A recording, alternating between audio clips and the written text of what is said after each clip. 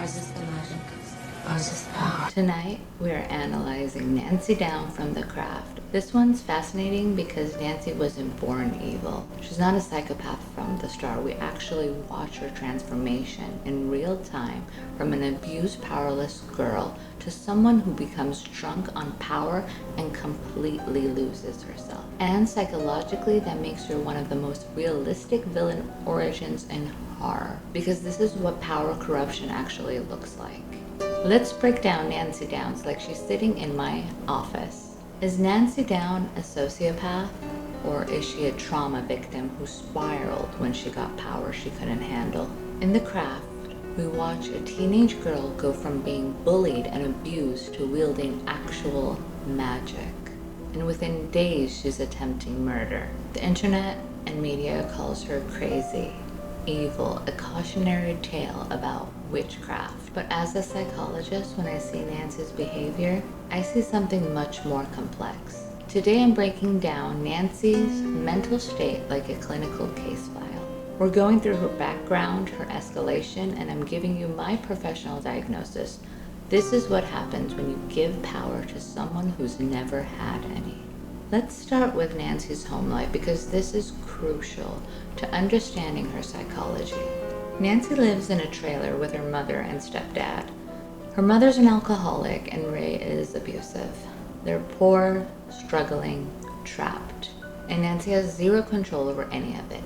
She can't leave, she can't fight back, she can't protect herself or her mother. She's completely powerless. Psychologically, this creates what we call learned helplessness combined with suppressed rage. When you're in a situation where nothing you do matters, where you have no agency, your brain adapts. You stop trying to change things. You accept that this is just how life is. But that doesn't mean the anger goes away. It just goes underground. It builds and it waits for an outlet. Nancy's entire personality before she gets power is defined by this dynamic. She's angry. She's bitter. She lashes out verbally because that's the only power she has. Words, sarcasm, rebellion in small, meaningless ways, but it's not enough. She fantasizes about having real power. Power to hurt the people who hurt her. Power to escape. Power to matter. And that's the psychological setup for what comes next. Now let's look at what happens when Nancy invokes Manon. They're calling on for power. The four girls do a ritual, and Nancy specifically asks for all the power. Not just some, all of it. And she gets it. Suddenly, Nancy can do things. She can make people do what she wants. She can hurt people without consequences. She can fly. She can change her appearance. She can control reality itself. And psychologically, this is catastrophic for someone with Nancy's background. Because she's gone from having zero power to having infinite power, with nothing in between, no gradual learning, no development of responsibility or restraint. Just 0 to 100. And her brain can't handle it.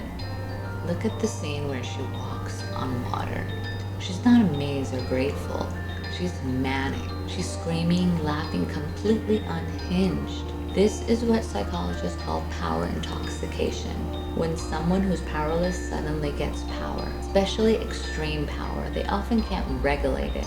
They become addicted to the feeling, the rush, the ability to finally not be the victim. And honestly, who can blame her? She doesn't just enjoy the power, she needs it. It becomes her entire identity within days. Let's analyze the scene where Nancy uses magic on Chris, the guy who spread rumors about Sarah. The other girls want to teach him a lesson, make him apologize, feel some guilt. But Nancy doesn't stop there.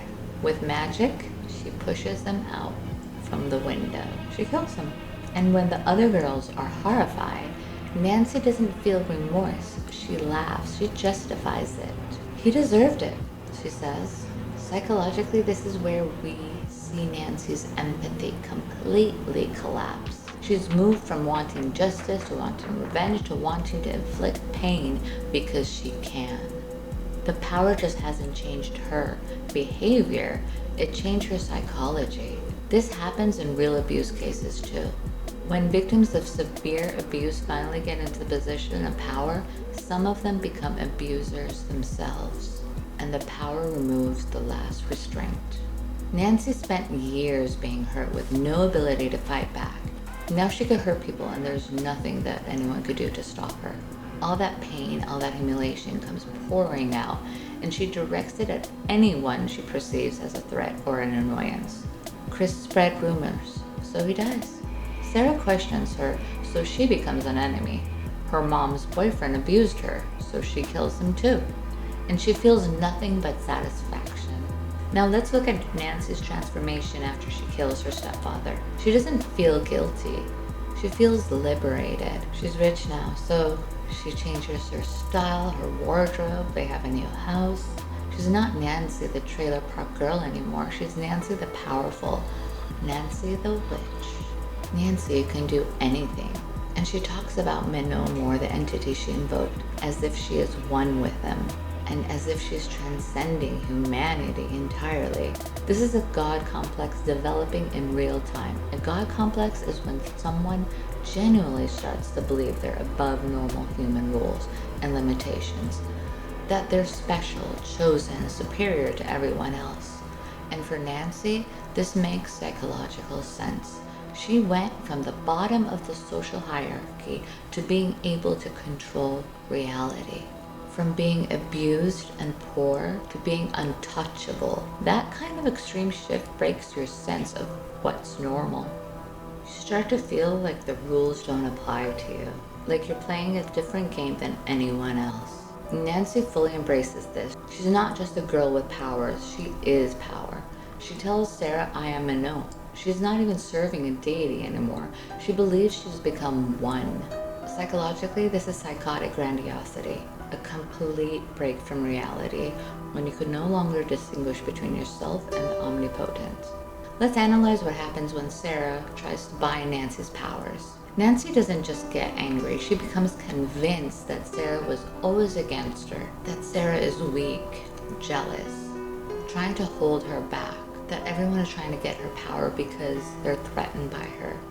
This is paranoia thinking, and it's common in people experiencing power-induced psychological breaks. They start to see threats everywhere. Everyone who questions them is an enemy.